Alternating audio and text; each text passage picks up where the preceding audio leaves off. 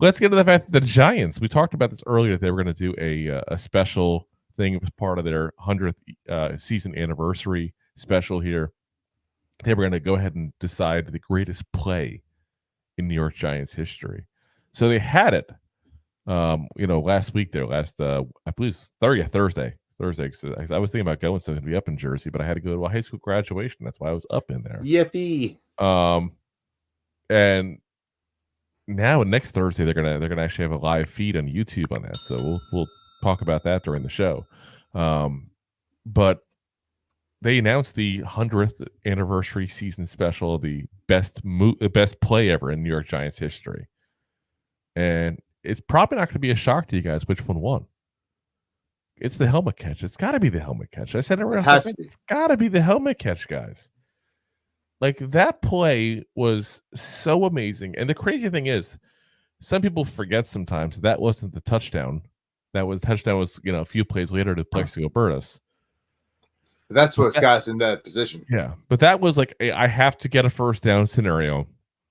Eli Manning, quite frankly, was getting tugged down by defenders, and I'm surprised the whistle didn't get blown by the refs to prevent him getting hurt. That's how bad he was getting dragged at that point, And you got a guy, David Tyree, who was was a special team. That's what he was. He was a special teams guy who was you're the last at the bottom of your depth chart as far as an actual wide receiver. It's kind of like putting Gunnar Olszewski out there, basically. This is not the guy you expect to make a play. He was the guy. Eli just chucked it up because he had nothing. If that wasn't a play, the game was over. The Patriots won. Right, it was third down at that point. I think it might have even been fourth down, to be honest with you. But I think you got to look at the fact that saved a ring for us 100%, absolutely saved it. So yeah, I mean, I'm looking at it right now to verify which one it was here. It was third down, 3rd and 5, third and long, 44-yard, 3rd and 5, 35, that was it, long. But yeah, I mean, that's just it's absolutely crazy. And again, Tyree was the guy who point blank just wasn't the guy you'd expect to do it. And the crazy thing is, too, people don't remember is the play before that, Asante Samuel, who was a very good cornerback in those days, dropped an interception. Literally, should have gotten it, should have ended the game right there, and just dropped it. So, the whole series was amazing, but that play is just absolutely amazing. And the fact that David Tyree did it in, Patriots all around him when it happens, but specifically the guy covering him is Rodney Harrison, who, while he didn't go to the Hall of Fame, he was a guy that's probably in the Hall of Very Good. That's a legit player at that point, Rodney Harrison at that point.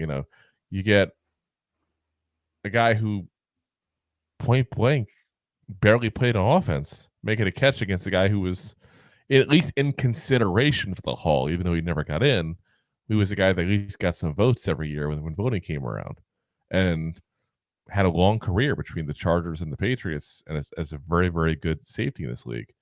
And that's the guy. I mean, it's just insane. I mean, to be able to post that against your helmet, keep it, not have it drop. Because keep in mind, I mean, you got a hand on it against your helmet, and you're trying to keep it.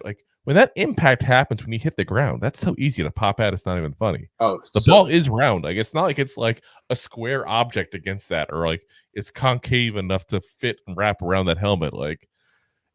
That's the crazier part to me about what happened in that whole scenario, is the fact that he was able to hold onto it. It's just absolutely insane. It's divided the laws of physics that even happened.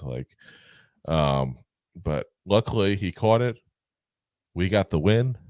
We got the Super Bowl, and the Patriots did not get the perfect season. The only thing I feel bad about the whole scenario, just a little bit, is Junior Seau didn't get his ring. I don't feel that bad.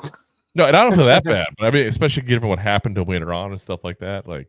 That's the one thing his resume didn't have. And he, let's be very frank. Again, we won it. I'm not saying we didn't deserve to win it because we won it.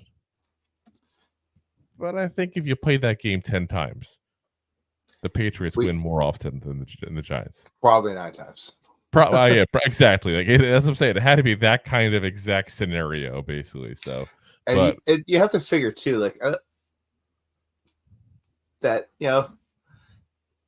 high catching it, the helmet catch being caught, making the Giants win the Super Bowl, ruining the Patriots' perfect season. Yes.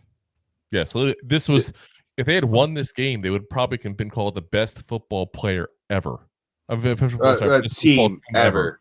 Like, but the best player ever, technically, with Tom Brady potentially. I still go back and forth to him and LT. It's hard because of the difference in offense, defense, different generations. I was going to say generations, and you also, it's very difficult to compare that because it's one had vitamin supplements, one had cocaine. Yeah, but I mean that would have been the best team ever. I mean that would have. You would have said the Dolphin team that was undefeated was no longer the best. But does that go into Harrison's considerations of one of the best safeties in the league, from Hall of Very Good to Hall of Fame? If he makes that, no, I don't think that changed it. I don't think people remember him on that play as much as they remember David Tyree, who, all accounts. Again, I don't know the guy personally. I don't pretend to know people personally. I don't know, but from all accounts, a great guy, stand-up guy, and let's be honest, with the career he had, probably wouldn't have had much of an after football career with football itself or being any kind of celebrity or notoriety at that point.